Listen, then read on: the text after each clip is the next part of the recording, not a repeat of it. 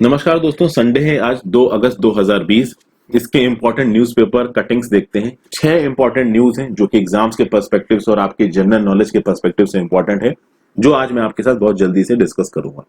पहला जो news article है वो आपके सामने है। Indian Council of Medical research fast tracks approvals for Israeli research coordinated by DRDO.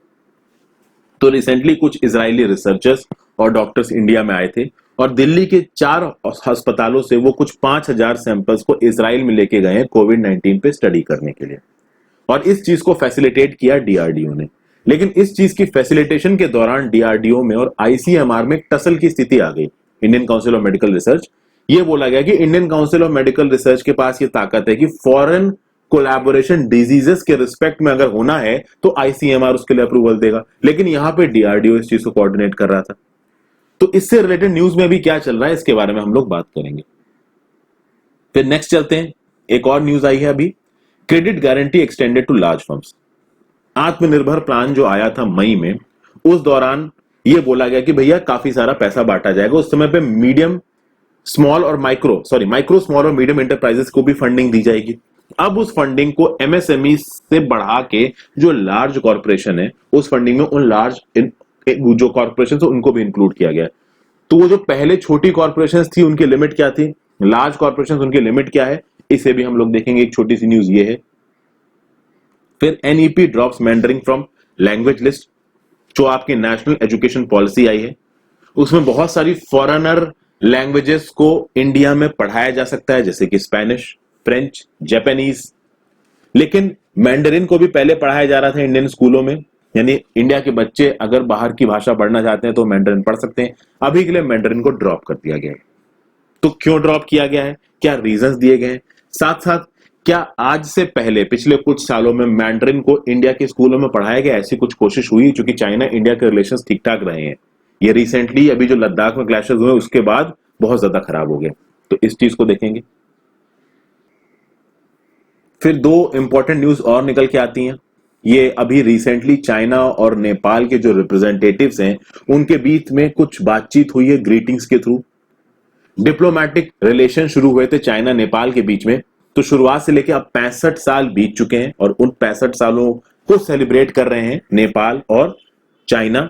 तो वो दोनों एक दूसरे को लेटर्स लिख रहे हैं। इसमें इंडिया किस तरीके से इन्वॉल्व है, ये सब चीजों के बारे में कुछ बताया गया है इस आर्टिकल में। काम भर की चीजें देखेंगे। आगे चलते हैं। टिकटॉक के बैन को लेके यूएस में क्या चल रहा है, इसके बारे में एक छोटी सी अपडेट है इस आर्टिकल में, इसे देखेंगे। और मेरे हिसाब से आज का सबसे important article, fresh demand for autonomy raises hackles in Arunachal Pradesh. Arunachal Pradesh की जो अलग अलग डिस्ट्रिक्ट्स हैं उनके मैप्स को देखेंगे। उनके कुछ डिस्ट्रिक्ट्स को सेग्रीगेट करके मॉन ऑटोनॉमस रीजन को बनाने की बात की जा रही है वेस्ट अरुणाचल प्रदेश में, और पटकाई ऑटोनॉमस काउंसिल को बनाने की बात की जा रही है ईस्ट अरुणाचल प्रदेश में। इसका अपोजिशन हो रहा है। इसका अपोजिशन आपका जो चीफ मिनिस्टर है अरुणाचल प्रदेश के, पेमा खांडू जी, उनके ऊपर किया जा रहा है। कहा जा रहा है कि यहाँ पे प्रो चाइना स्टैंस बन रहा है, प्रो नगलिम स्टैंस बन रहा है। तो इसको देखेंगे। ये आर्टिकल मेरे हिसाब से आज का सबसे इंपॉर्टेंट आर्टिकल है। तो शुरुआत करते हैं। NEP drops Mandarin from language list.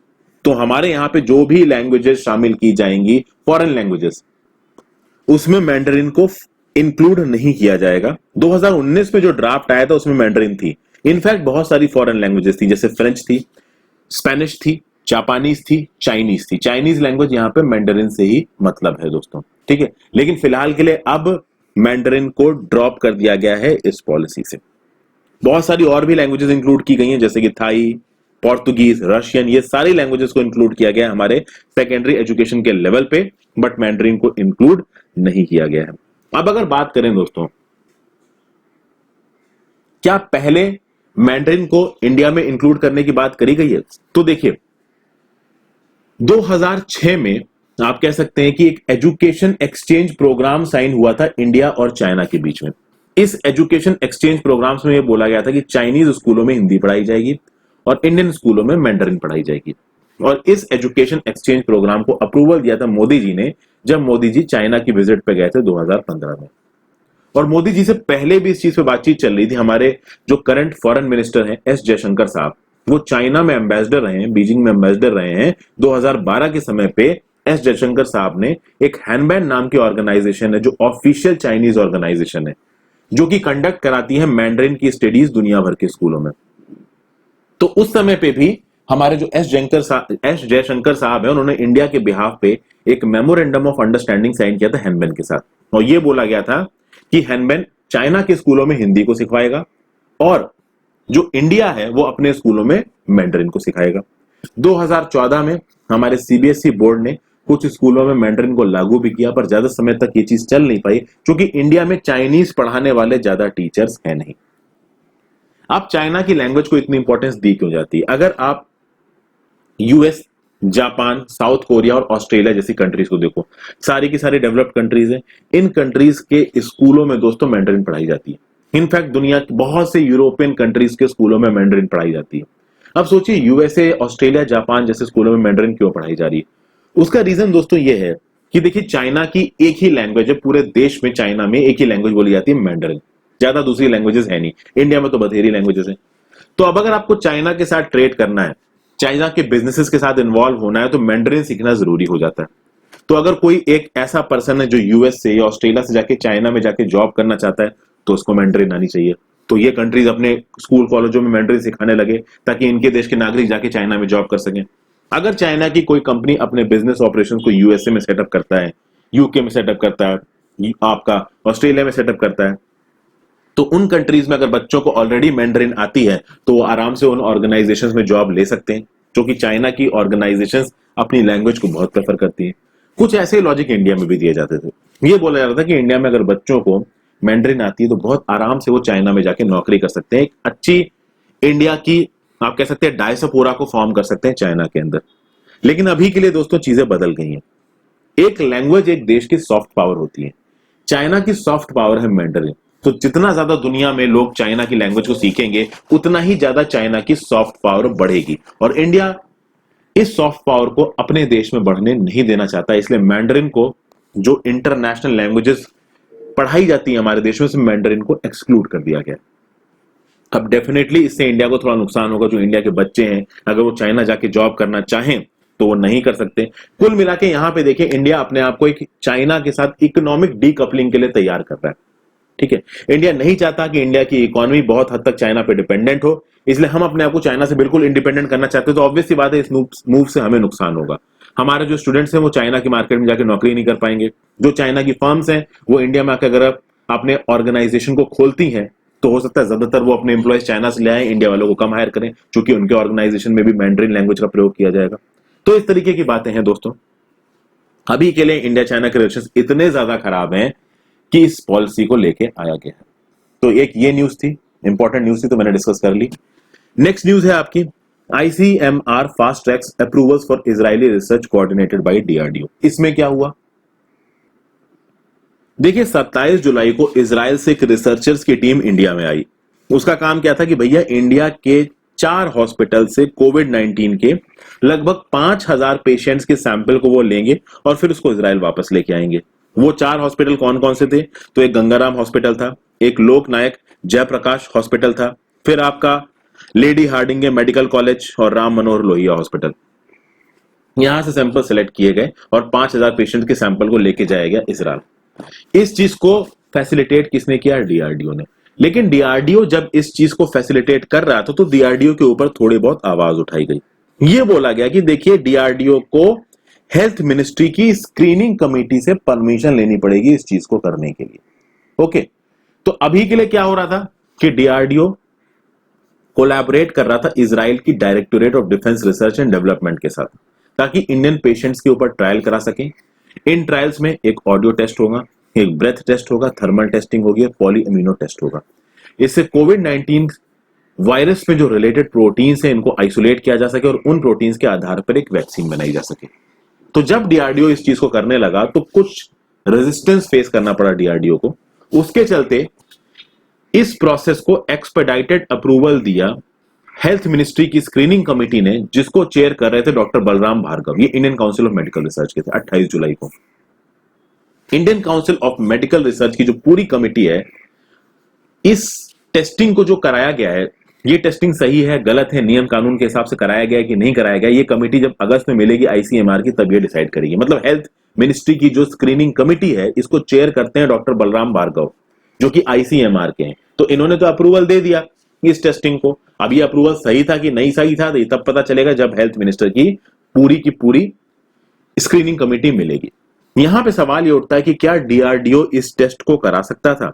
क्योंकि देखा जाए तो इंडिया में Indian Council of Medical Research is the apex body for carrying out biomedical research and foreign aided research. तो यहां पे इजराइल की मदद से रिसर्च कराई जा रही है। आईसीएमआर ने अपने एंड में क्या कहा? आईसीएमआर ने अपने एंड में कहा कि देखिए, जब भी आप कोविड के सैंपल को कलेक्ट करने की बात करते हो तो बहुत सेंसिटिव इशू है ये, क्योंकि कोविड-19 के सैंपल में एक लाइव कोरोना वायरस है। तो बहुत जरूरी है कि जो एपेक्स बॉडी है Indian Council of Medical research, उसके साथ इन सब तरीके की चीजों को शेयर किया जाए, ना कि डीआरडीओ अपने एंड पे चीजें कराने लगे। यहां पे एक स्टेटमेंट आया है प्रिंसिपल साइंटिफिक एडवाइजर के विजय राघवन जी का। उन्होंने डीआरडीओ के चेयरमैन को लिखा कि देखिए, डॉक्टर सतीश रेड्डी हैं आपके डीआरडीओ चेयरमैन, इनको लिखा गया कि आप गवर्नमेंट के साइंटिफिक डिपार्टमेंट्स में आते हैं, तो अगर आप कोविड-19 के पैंडेमिक को रोकने के लिए किसी रिसर्च में पार्टिसिपेट कर रहे हैं तो आपको हेल्थ मिनिस्ट्री की स्क्रीनिंग कमेटी से परमिशन लेने की कोई जरूरत नहीं है। यह बात डीआरडीओ को क्लियर कर दी गई है। मतलब DRDO as a scientific organisation, DRDO के पास ये ताकत है कि इंडिया की फाइट हो सके कोरोना वायरस के साथ, इसके लिए डीआरडीओ इन्वॉल्व हो सकता है। तो इसराइली रिसर्चर्स को अगर डीआरडीओ ने बुलाया तो कोई गलत नहीं किया। लेकिन विजय राघवन जी ने एक बात और कही कि इस कोविड-19 के रिसर्च के थ्रू आपको जो भी रिजल्ट मिलेंगे वो रिजल्ट्स आप बाकी एजेंसीज के साथ शेयर करेंगे। तो मतलब कि जो कोविड-19 टास्क फोर्स है, इसकी गाइडलाइंस के हिसाब से क्या बोला गया है? कोविड-19 की गाइडलाइंस ये बोलती है कि भैया जितने भी साइंटिफिक ऑर्गेनाइजेशंस हैं इंडिया में इंक्लूडिंग डीआरडीओ, ये टेस्टिंग पे डिसीजंस ले सकते हैं, सैंपल शेयरिंग पे डिसीजंस ले सकते हैं, लेकिन ये रिसर्च कोलैबोरेटिव होनी चाहिए। यानी अगर डीआरडीओ ने सैंपल्स दिए हैं इजराइल को और इजरायली अथॉरिटीज उस पर कोई रिसर्च करती है और वो रिसर्च फाइंडिंग्स बाहर आती हैं, तो ये डीआरडीओ की जिम्मेदारी बनती है कि वो रिसर्च फाइंडिंग्स आईसीएमआर के पास जाएं और दूसरे देश के ऑर्गेनाइजेशंस के पास जाएं जो कोविड-19 के साथ फाइट में लगे हुए हैं। क्योंकि इंडिया को यहाँ पे एक टीम की तरह लड़ना है इस कोविड-19 के पैंडेमिक से। बस ये सिंपल सी न्यूज थी और इसमें कुछ भी खास नहीं था। अगली न्यूज पे आते हैं, credit guarantee extended to larger firms self employed. मई में जो आत्मनिर्भर पैकेज आया था, उस आत्मनिर्भर पैकेज में क्या बोला गया कि भाई क्रेडिट गारंटी दी जाएगी, क्रेडिट गारंटी स्कीम लेके आई जाएगी एमएसएमईज के लिए, माइक्रो स्मॉल और मीडियम एंटरप्राइजेस के लिए, ताकि भाई उनको लोन दिया जा सके और उस लोन के दम पे ये एमएसएमईज अपना काम कर सकें। तो एमएसएमईज को अगर लोन दिया जाएगा तो ये बिजनेस प्रोडक्शन को बढ़ाएंगे, लोगों को नौकरियां मिलती रहेंगी, लोगों की नौकरियां जाएंगी नहीं। तो इसके लिए बहुत सारे लोन्स दिए गए एमएसएमईज को। अब ये बोला जा रहा है, हमारी फाइनेंस मिनिस्टर निर्मला सीतारमण जी ने अनाउंस किया है कि ये जो लोन्स हैं ये एमएसएमईज के साथ लार्जर फर्म्स को भी दिए जाएंगे, उन प्रोफेशनल्स को भी दिए जाएंगे जिन्होंने बिजनेस पर्पसेस के लिए लोन लिया है। तो अगर आपने इलेक्ट्रॉनिक्स की दुकान खोलने के लिए लोन लिया है तो आपको भी असिस्टेंस दिया जाएगा। अगर आपने टैक्सी चलाने के लिए, ओला चलाने के लिए लोन लिया है कार के लिए, तो आपको भी दी जाएगी मदद। जो सेल्फ एम्प्लॉयड पीपल है उनको मदद दी जाएगी। तो ऑब्वियसली बात है, जो ओला चला रहे हैं वो सेल्फ एम्प्लॉयड पीपल है। ठीक है दोस्तों, तो ये जो emergency credit line guarantee scheme थी जिसको मई के अंदर लाया गया आत्मनिर्भर के अंदर, उसका जो कॉर्पस था 41,600 करोड़, जिसको बढ़ा के 3 लाख करोड़ दिया जा सकता था। शुरुआत में उसके लिए एलिजिबिलिटी क्या थी? केवल वो माइक्रो स्मॉल और मीडियम एंटरप्राइजेस को मदद मिल सकती थी जिनका टर्नओवर है 100 करोड़ तक का और जिनका मैक्सिमम लोन है अप टू 29 फरवरी 2020 25 करोड़ तक का। ये शुरुआत में कंडीशन रखी गई थी। अभी के लिए कंडीशन को चेंज किया गया है और ये बोला गया कि वो एंटरप्राइजेस जिनका टर्नओवर है 250 करोड़ तक का और जिनका लोन है अब तक 50 करोड़ तक का, उनको भी दिया जा सकता है असिस्टेंस इस स्कीम के अंदर। और इंडिविजुअल बेनिफिशियरीज में लॉयर्स भी आ सकते हैं, चार्टर्ड अकाउंटेंट भी आ सकते हैं, वो प्रोफेशनल्स जैसे कि डॉक्टर्स। तो डॉक्टर्स, लॉयर्स और चार्टर्ड अकाउंटेंट्स, इनके पास भी इस फैसिलिटी को एक्सटेंड किया गया है। जो लोग अपनी दुकान खोल के बैठे हैं, वेंडर्स, टैक्सी ड्राइवर्स, इस तरीके के लोगों को भी इसका बेनिफिट दिया जाएगा। तो बेनिफिट एक्सटेंशन हुआ है यहाँ पे, एक अच्छी न्यूज है ये, कुछ बुरा नहीं है इसमें। बस बुरा तब हो जाएगा जब आप इक्विटेबल तरीके से इस पॉलिसी को फॉलो नहीं करोगे। देखिए, जब भी कोई पॉलिसी होती है, जब पॉलिसी में बेनिफिट्स को बांटा जाता है, वो पॉलिसी तब जस्टिफाइड होती है जब बेनिफिट्स को इक्विटेबल तरीके से बांटा जाए। तो किसी के अगेंस्ट में किसी तरीके का डिस्क्रिमिनेशन ना किया जाए, प्रॉपर तरीके से चीजों को दिया जाए, तो पॉलिसी इक्विटेबल है। तो जरूरी ये है कि अगर आप एक्सटेंशन कर रहे हो वेल एंड गुड, बट जो भी पैसा डिस्ट्रीब्यूट हो उसको आप इक्विटेबल तरीके से डिस्ट्रीब्यूट करो, एज सिंपल एज दैट। आगे चलते हैं दोस्तों। Fresh demand for autonomy raises hackles in Arunachal Pradesh, Nyishi's body accuses CM of patronising MAR movement. अब इन कुछ चीजों को हमको समझना पड़ेगा। यहां पे मैप देखेंगे और मैप के थ्रू यहां पे जो भी न्यूज है इसको समझने की कोशिश करेंगे। देखिए, आंध्र प्रदेश में 2 ऑटोनॉमस काउंसिल्स को बनाने की बातचीत चल रही है, डिमांड चल रही है। अरुणाचल प्रदेश का जो वेस्टर्न इलाका है जहां पे मोन ऑटोनॉमस रीजन को बनाने की बातचीत की जा रही है, और अरुणाचल प्रदेश का जो ईस्टर्न इलाका है जहां पे पतकई ऑटोनॉमस काउंसिल को बनाने की बात की जा रही है। इसके चलते अरुणाचल प्रदेश स्टेट में काफी बवाल सा उठ रहा है। मांग बन रही है कि भाई मोन ऑटोनॉमस रीजन को बनाइए और पटकई ऑटोनॉमस काउंसिल को बनाइए। अब 2 ऑर्गेनाइजेशन यहां पे, एक तो निशीज एथनिक कम्युनिटी है अरुणाचल प्रदेश की, और एक all Arunachal Pradesh student union. ये 2 ऑर्गेनाइजेशंस क्या ऑर्गेनाइजेशन, तो यहां पे एएपीएसयू है, all Arunachal Pradesh students union, और निशीज एक एथनिक कम्युनिटी है। और इसकी जो एक सोसाइटी है निशीज की, उसको बोला था निशी एलिट सोसाइटी। ये क्या बोल रहे हैं कि भाई ये जो 2 रीजन्स बनाने की बातचीत कही जा रही है, इसके लिए ये किसको रिस्पॉन्सिबल ठहरा रहे हैं? इसके लिए जो आपके सीएम है अरुणाचल प्रदेश पेमा खांडू जी, इनको रिस्पॉन्सिबल ठहराया जा रहा है। ये निशी एलिट सोसाइटी बोल रही है, जो चीफ मिनिस्टर है पेमा खांडू, ये एमएआर मूवमेंट को बढ़ावा दे रहे हैं। एमएआर मूवमेंट यानी कि अब हमको ये समझना पड़ेगा कि ये मून ऑटोनॉमस रीजन में क्या क्या आता है, पतकई ऑटोनॉमस काउंसिल में क्या क्या आता है।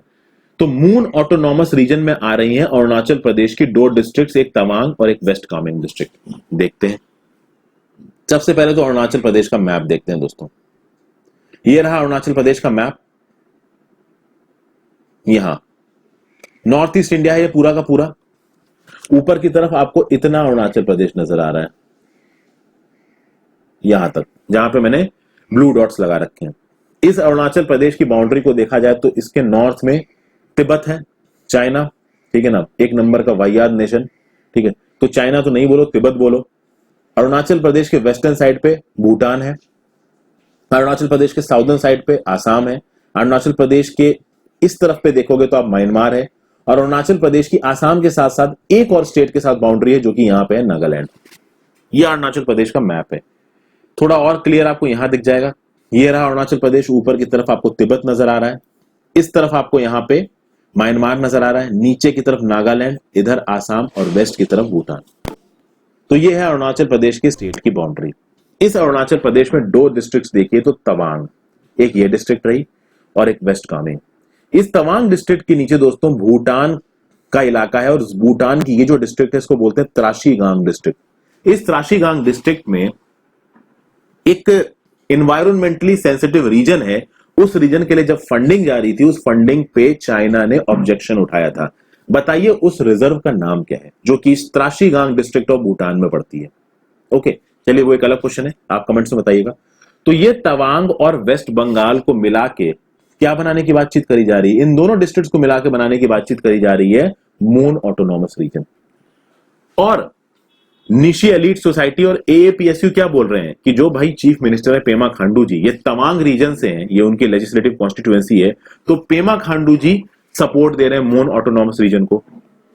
और एक बात और बोली जा रही है कि इस मून ऑटोनॉमस रीजन काउंसिल को बनाने को अगर हम लोग सपोर्ट देते हैं तो इससे चाइना का जो क्लेम है अरुणाचल प्रदेश पे, इसको जोर मिलता है। ऐसा बोल रही है ये निशी एलिट सोसाइटी। तो निशी एलिट सोसाइटी बोलती है कि अगर ये मून ऑटोनॉमस रीजन बन जाता है तवांग और वेस्ट कामेंग डिस्ट्रिक्ट को मिला के, तो चाइना का जो क्लेम है अरुणाचल प्रदेश के ऊपर, उसको एक स्ट्रेंथ मिलेगी। अब ये एक बहुत बड़ी बात बोली गई है यहां पे। उसके बाद अगर पटकई ऑटोनॉमस काउंसिल की बात की जाए तो पटकई ऑटोनॉमस काउंसिल कौन से डिस्ट्रिक्ट्स को जोड़ के मिलता है, ये भी मैं आपको दिखा देता हूं।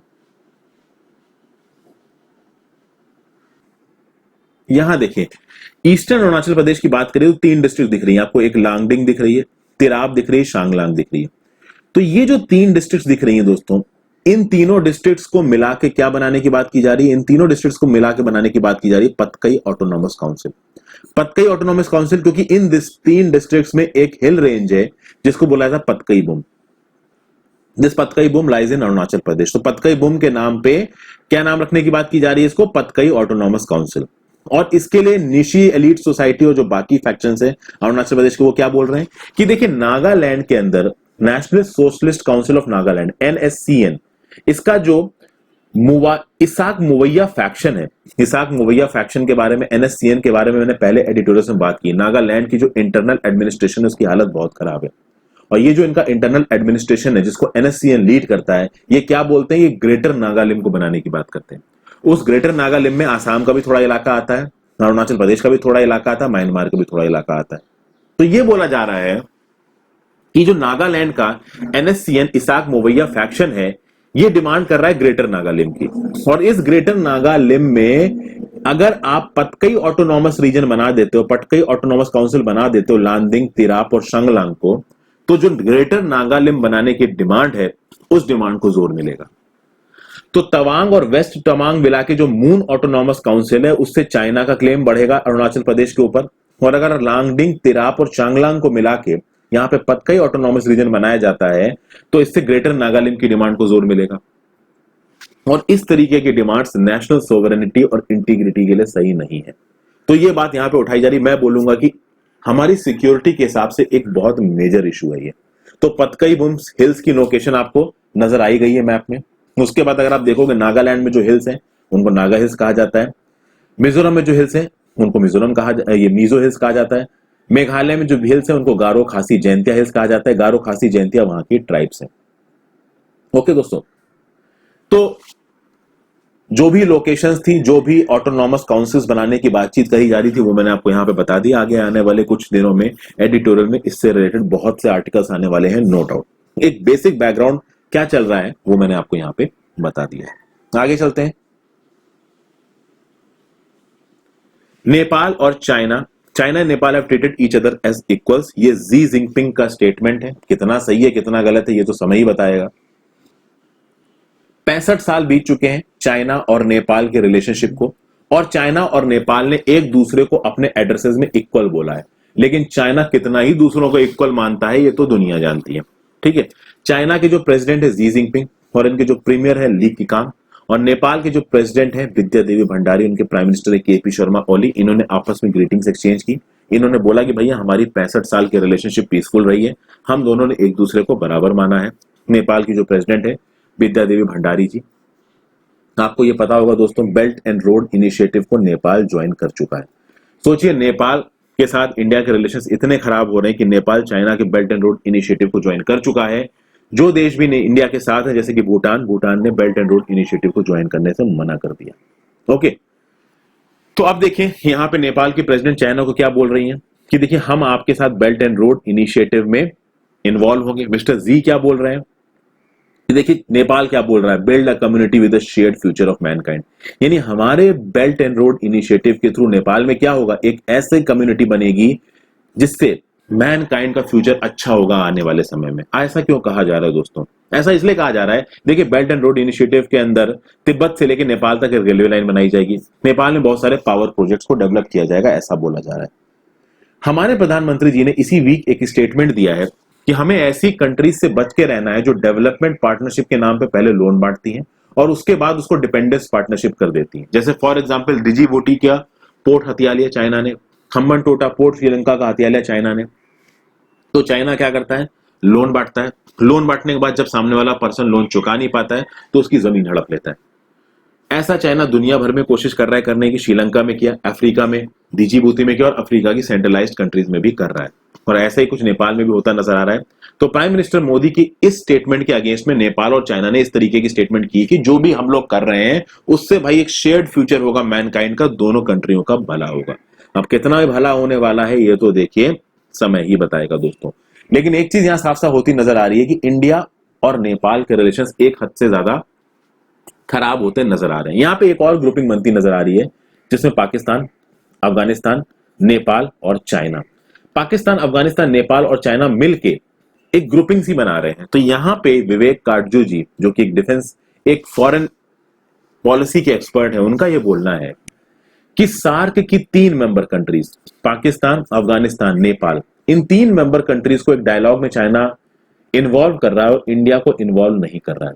यानी कि सार्क नेशंस की सबसे बड़ी कंट्री को चाइना इन्वॉल्व नहीं कर रहा है, इन 3 कंट्रीज को इन्वॉल्व कर रहा है। इसका मतलब चाइना इंस्टिगेट कर रहा है, प्रोवोक कर रहा है इंडिया को, और सीधे सीधे इंडिया के एंटी काम कर रहा है, इंडिया के अगेंस्ट काम कर रहा है। और ये बात बिल्कुल सच है दोस्तों, इसमें अब कोई दो राय नहीं रह गई है। तो अब जरूरी यह है कि इंडिया भी अपने जो फॉरेन पॉलिसी उसमें बदलाव लेके आए, लेकिन देखिए इंडिया के हाथ बंधे हुए हैं। इंडिया छोटी छोटी चीजें कर पा रहा है, जैसे कि इंडिया ऐप बैन कर देता है, इंडिया अपनी इकोनॉमी को चाइना इन्वेस्टमेंट पे डिपेंडेंट नहीं होने दे रहा। तो देखिए एफआईआई और एफडीआई को ब्लॉक कर रखा है चाइना से। ब्लॉक क्या कर रखा है, बहुत सारे चेक्स एंड बैलेंसेस लगा रखे हैं। इंडिया को भी ये पता है दोस्तों, इंडिया एक बहुत बड़ा मार्केट है, आगे आने वाले समय में इंडिया एक बहुत बड़ी इकोनॉमी होगा। 2050 तक एक चांसेस है कि हम शायद चाइना को भी इकोनॉमी में पीछे छोड़ दें।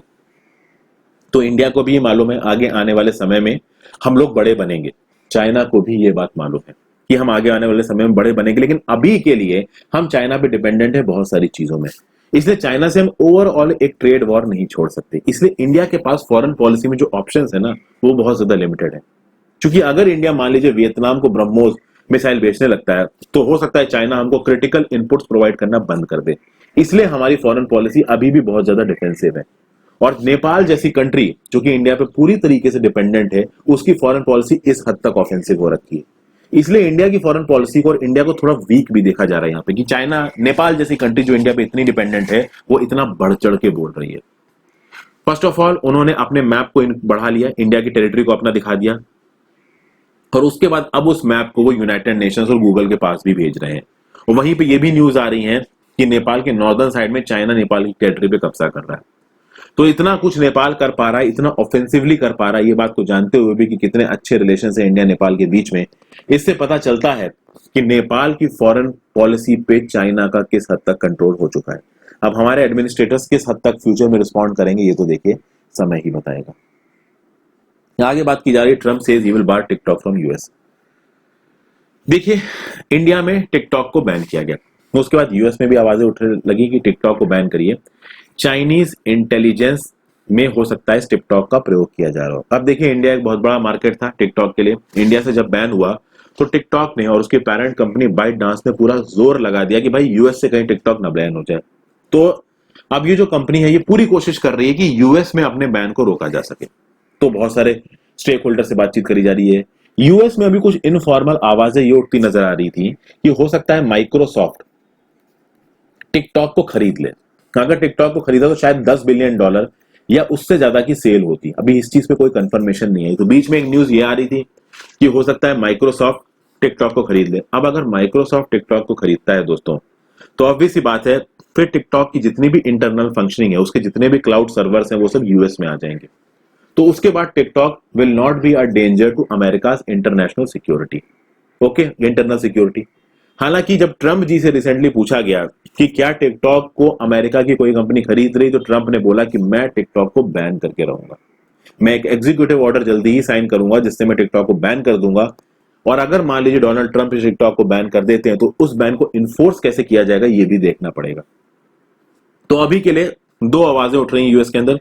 पहली आवाज यह है कि यूएस की कंपनी माइक्रोसॉफ्ट टिकटॉक को खरीद लेगी, दूसरा टिकटॉक को डोनाल्ड ट्रम्प बैन कर देंगे यूएसए में। इन दोनों में क्या होने वाला है, इसके ऊपर शायद हमको जल्दी ही कोई खबर सुनने को मिलेगी। तो ये इंपॉर्टेंट न्यूज थी आज की डेट की दोस्तों। आई होप आपको ये न्यूज़पेपर डिस्कशन पसंद आया हो। जैसे जैसे समय मिलता है मैं न्यूज़पेपर डिस्कशन बनाता रहता हूं। आने वाले समय में हो सकता है कि मैं कुछ और इनिशिएटिव्स आपके लिए शुरू करूं। मेरी काबिलियत थोड़ी लिमिटेड है, तो मैं कोशिश करूंगा कि मैं कुछ और रिसोर्सेज को अपने साथ इंक्लूड करके ज्यादा चीजों को आपके सामने लेके आने की कोशिश करूं। तो thank you for watching this video friends. I hope आपको ये वीडियो पसंद आई हो। पसंद आई तो जरूर लाइक कर दीजिएगा, ज्यादा से ज्यादा लोग सब इसको शेयर कर दें। Have a great day, good bye.